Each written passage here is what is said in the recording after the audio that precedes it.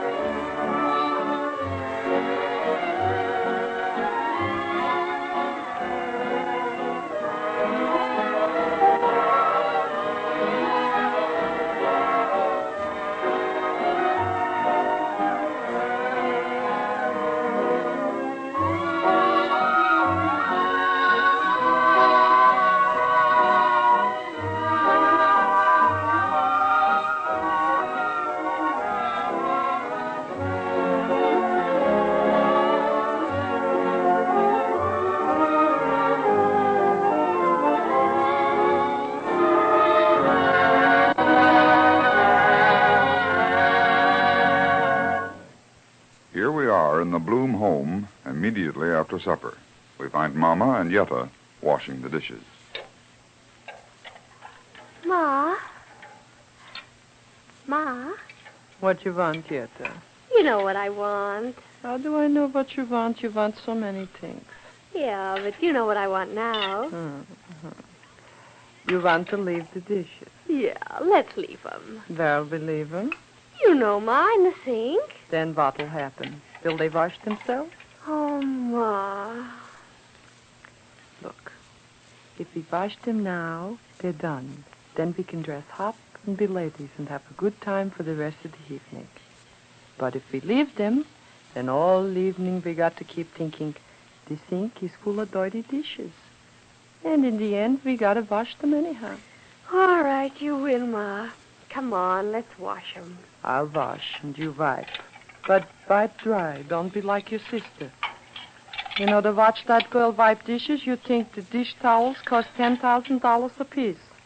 She holds the plate in one hand and waves the towel at it like she was waving goodbye to somebody who was going away on a boat. I do better, don't I? A little better.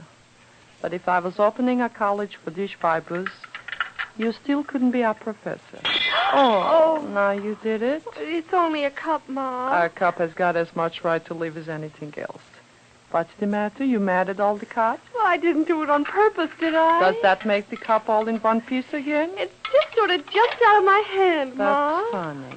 That's the first wild cup we had in this house. Whenever I wipe dishes, they behave themselves. When you or Sarah wipe them, they get mad and they stop jumping around. I can't understand it. Don't throw away the pieces. We can put it together with paste. You mean muesli? I mean glue. I don't know whether it's more trouble to do the dishes by myself or to have you girls help me and then go downtown the next day and buy new dishes. Oh, we ought to eat off a paper plate. You know who uses paper plates? Starvages. You mean savages? I mean Indians. People like us don't use paper plates. We use regular dishes. Why didn't Papa come home to supper? He was busy. Doing what? Why do you ask me? He's busy with his business. Maybe he's having a conference. What do they do at conferences? Well, the way Papa tells me about it, they sit down and they tell stories. And they make motions. Yeah? What kind of motions? Don't ask me. Well, what do you think? You know, when your Papa talks, he makes motions with his hands. I guess that's what they mean. Oh, it sounds silly to me. Say, I got troubles of my own. I work all afternoon making a fine dinner, everything your Papa'd like. And at 6 o'clock, he calls me up and says he can't come home. He's got to stay down at the office and make motions with his hands. If he wants to make motions, why don't he come home and do it? I wouldn't stop him. Oh, he doesn't do it very often. No. Only when I go into a lot of work to make a meal. from having something he don't like for supper, then he never stays downtown. That's one thing I found out.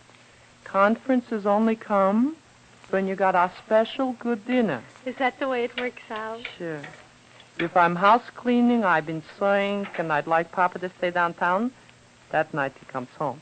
The very next night, when I fixed up something extra, Papa calls up and says tonight he's having a conference. Yeah, and your sister, she's just as bad.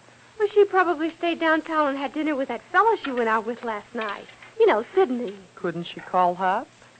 Is it some law she can't use the telephone? Oh, maybe she forgot. Her forgetter works good. Her rememberer gets out of order much easier. What are we going to do tonight, Mama? Same thing we did last night. Stay home.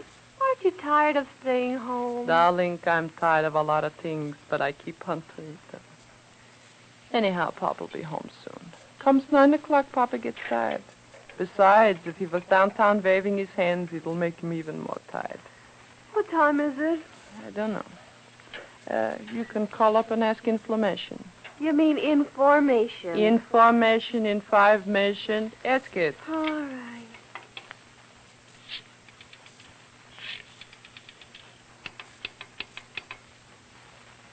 Thank you. It's only 8:27. It'll soon be time to go to bed. Time for you, maybe, Ma, but there's a lot of people don't go to bed till 2 or 3 o'clock in the morning. What good does it do them? They have to sleep later in the morning, so it comes out to the same thing. Only you burn up more electricity. So the dishes are finished. Yetta, put away the pots. Those even you can't break. Okay. All set. Ah, there's Papa. No, it might be Sarah. No, it's Papa, all right. How do you know? I know Papa's walk. He scrabbles his feet. You mean shuffle? Shuffles you do with cards. With feet, it scrabbles. Hello, Becky. Oh, hello, Pa. Yes, Hello, Jake. How you feel? all right. What's the matter with you? I just told you I feel all right. Now tell me what's the matter with you. There's nothing the matter with me. Who are you fooling? Over 20 years I've been married to you, and you try to tell me how you feel? I know something's wrong. Somebody sick? Nobody is sick. Well, that's something to be thankless for. Come on, Jake, what is it? Is business all right? Business is all right. Well, if business is all right and nobody's sick, whatever else it is can be fixed up. Did you have supper? No, Sit down, I'll get you something. I ain't so hungry. Till you leave.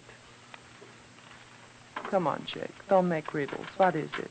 But, Becky, what do you know about business? Business is not a trick like a magician. Business is only common sense. I'm no fool, am I? Say, even if I wasn't so smart when I got married to you 20 years ago, living with a smart man for 20 years, I got to pick up some sense, don't I? But, Mama, business is different. What's so different about it?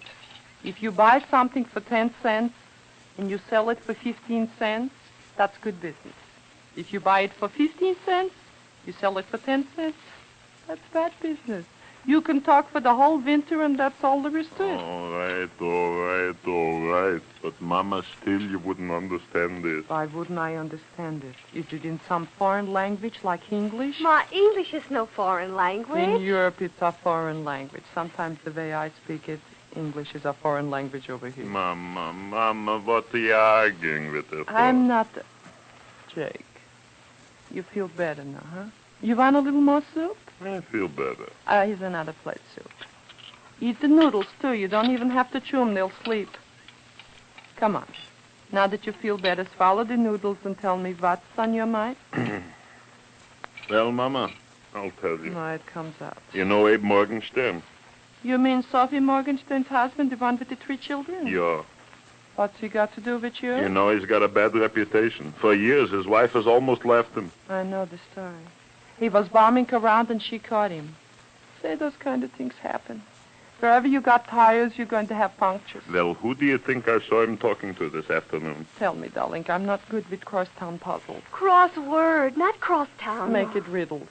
Tell me, Jake. He was talking to our Sarah. Oh, Sarah? Yes. There he was, standing in front of a cigar store, and he and our Sarah were talking together. Close, like secrets. Why, she hardly knows That's him. what I thought. I don't believe it. How can you say you don't believe it? If I saw it myself, I wouldn't believe it. Well, you can believe it, all right. I saw it. You know, I had half a mind to go right up to her there and grab her away from that loafer. Did you do it? I didn't want to make a scene. It's bad enough she should stand on the corner talking to a bum like that without me going up and making noises to call attention to her. Why, she's out with Sidney. Sidney Schiffbane. I saw her with Abe Morgenstern. Was Sidney there, too? Nobody was there. Just him and Sarah. I look special. I tell you, a man bringing up children nowadays, you don't know what they'll do next. When she comes home, I'll ask She her. isn't home. No. Did she call up and say where she was? No. No wonder she didn't call up. She was ashamed. She's with Sidney, all right. She told me she was going with him. Sure, she told me to. Yeah. What's the use of you two telling me? She was with that loafer. You can talk till you're blue in the eye, and you can't make me believe that our daughter Sarah would do a thing like that. When she comes home, I'll bet you we'll find out that it was some girl who looked like her. I'm so sure I'd be willing to bet cash money. Didn't she have on that little blue dress from Kaplan's Wholesale? And didn't she carry the purse I brought home for Yetta last week with the white monkey business on the back? Yeah, she did. You see, I told you. Then there'll be some good reason why she was talking to him. What kind of a reason? Good reason. Even you, Mama, couldn't think of a good reason to talk to a man like that on the street corner when you're supposed to be with somebody else. Jake. Well, what do you want? Jake, you was on a jury, ain't it? What's that got to do with it? I'll come back up to that later. Tell me, wasn't you on a jury? Mama, what are you coming to? You know I was on a jury 4 or 5 times. Look, 6. Jake, even when a man is catched inside a house with a gun in his hand, you can't send him to jail for burglary until you heard what he has to say. He looks like a burglar. He acts like a burglar. 9 chances out of 10 he is a burglar. But still, maybe he went in the house to try and sell the gun. Oh, You got to listen to what he has to say before you can send him to jail, ain't it? yeah, of All course. right. For a stranger, a burglar you never saw before in your life, you'd give him a chance.